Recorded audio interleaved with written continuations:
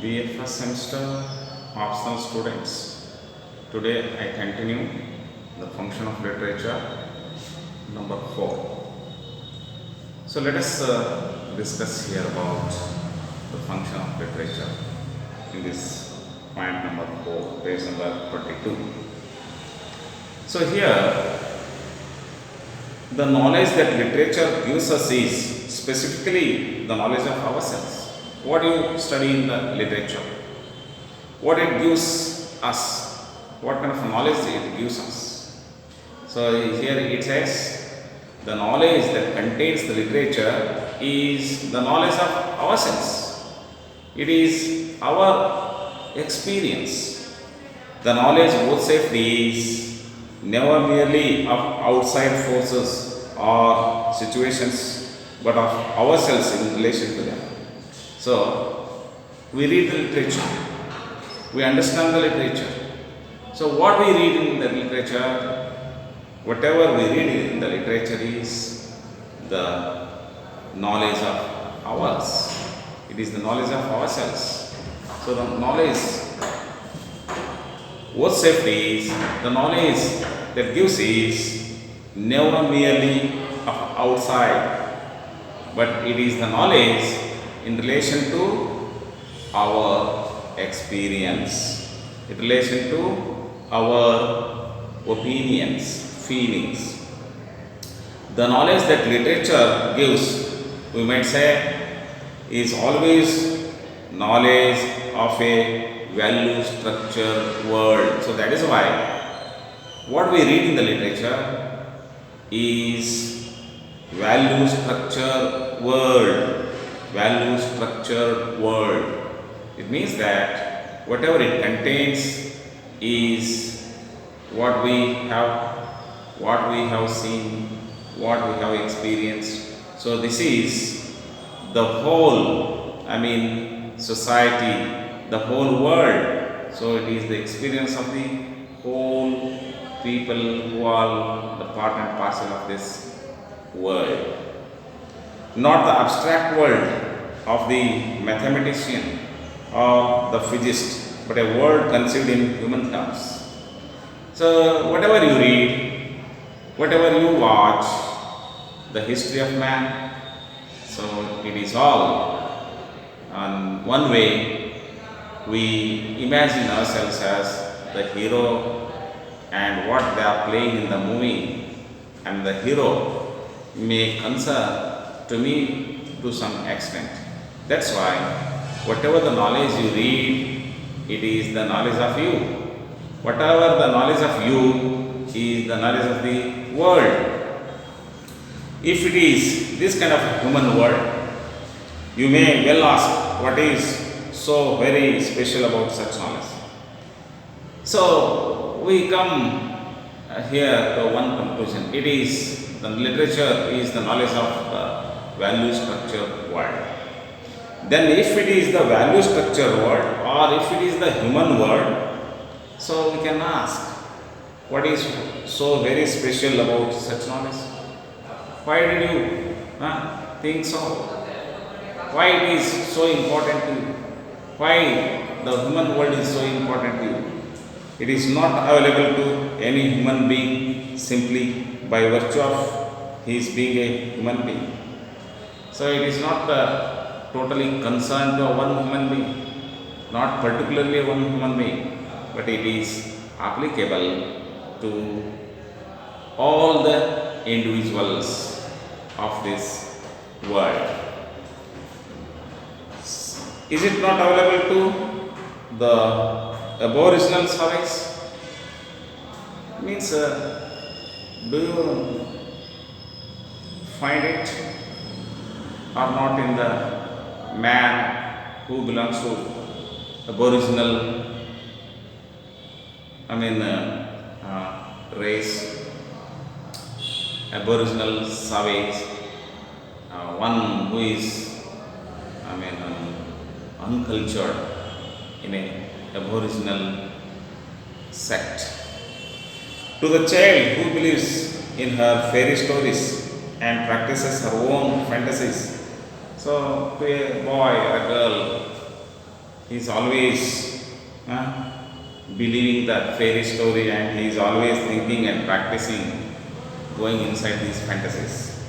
So such questions I concede, means I agree, are quite in order, and there is a very real sense in which a savage or a child does closer to this kind of knowledge than the men of the 20th century or the sophisticated adult. So every human being on the earth is, he may be a child or he may be a savage or he may be anyone, like educated man. So that is always concerned to him.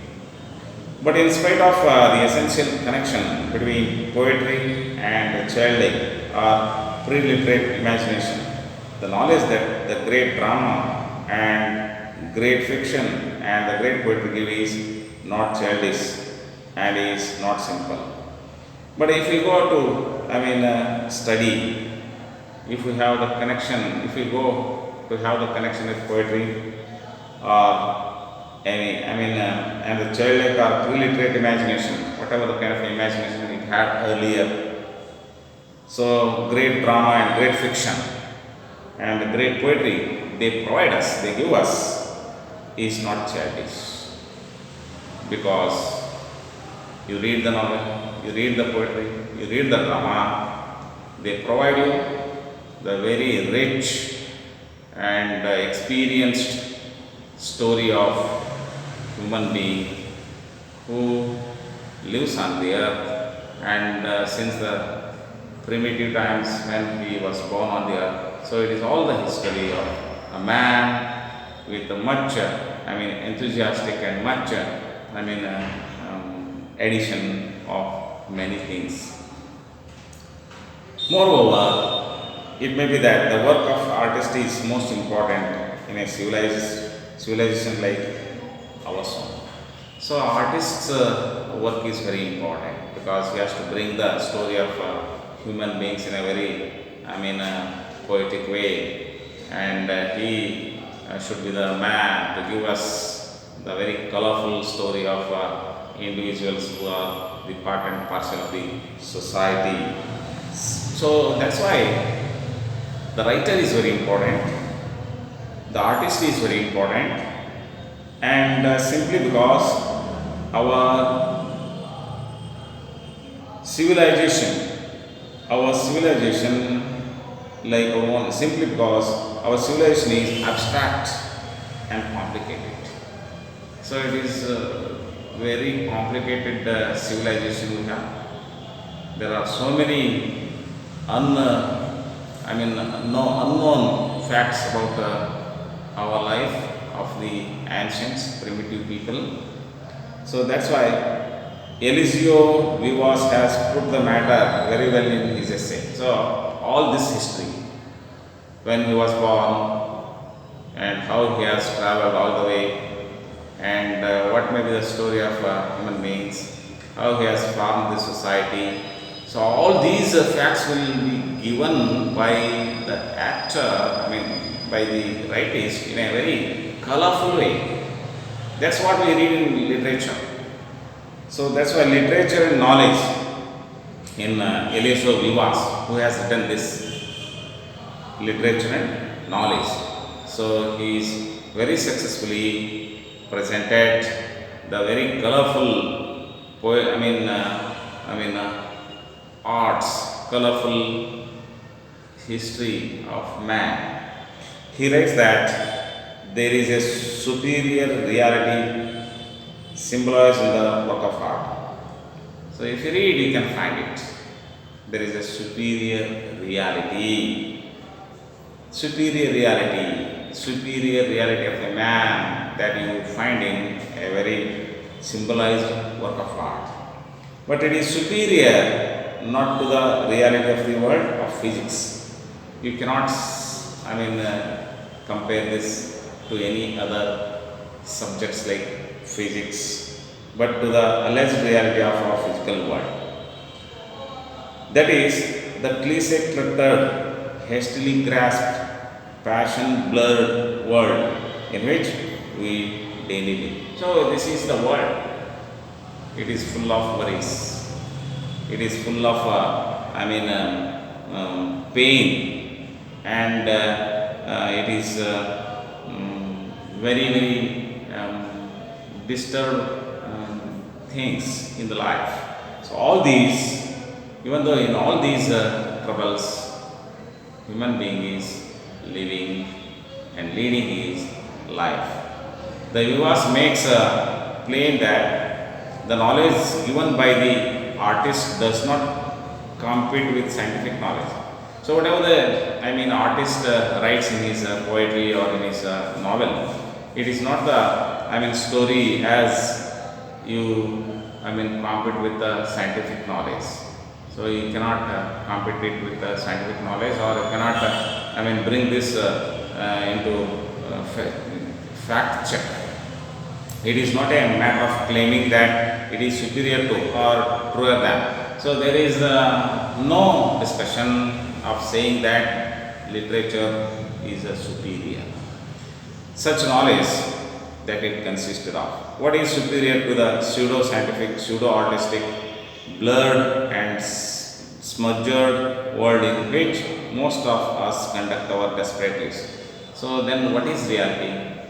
Then what is pseudo-artistic?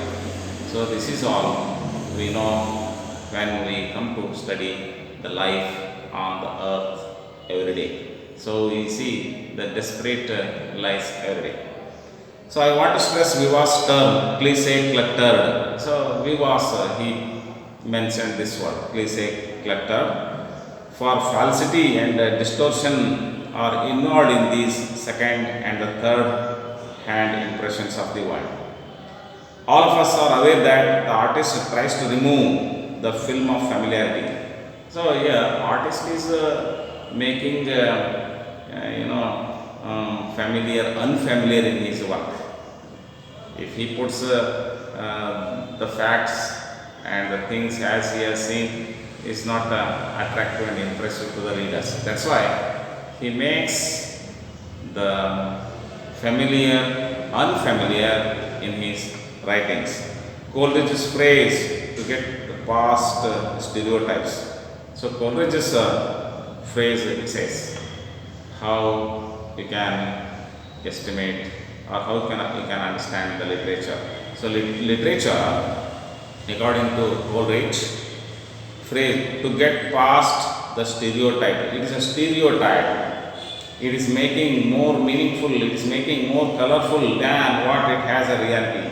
So that is what is available in the literature. To restore a fresh and immediate and thus true vision of reality. This is what Coleridge said. This is why Wordsworth found truth in the child's view of nature, or why a herder found a vital poetry in the savage's avid vision of the numinous world. So that's why William Wordsworth is a popular great nature poet of England.